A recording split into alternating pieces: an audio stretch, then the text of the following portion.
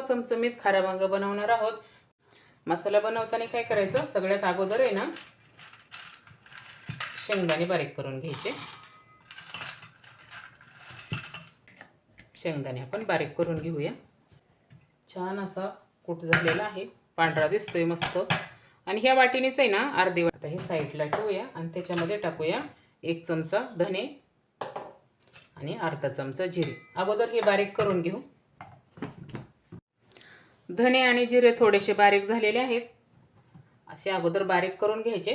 त्याच्यामध्येच टाकूया आपण आता हे खोबरं, लसूण आणि कोथिंबीर। परत हे बारीक करून घेऊया। सर्व मसाला आपण बारीक करून घेतलेला आहे। मसाल्यामध्ये मसाला काढून घेऊ आपण। छान वास येतोय बघा मसाल्याचा। ह्यातलंच आहे ना फोडणीला आपण थोडासा काढून ठेवू।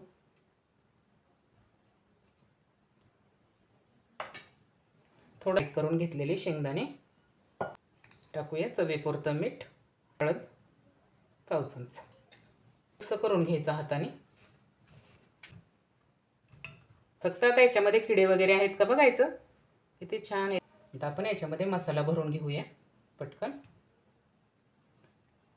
छान असं दाबून भरायचं बघा। सर्व वांगी आहे ना आपली भरून झालेली आहेत आणि एवढा मसाला पण आपला उरलेला आहे मस्त।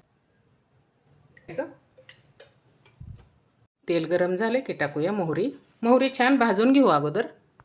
मोहरी बघा भाजली की टाकूया जिरी।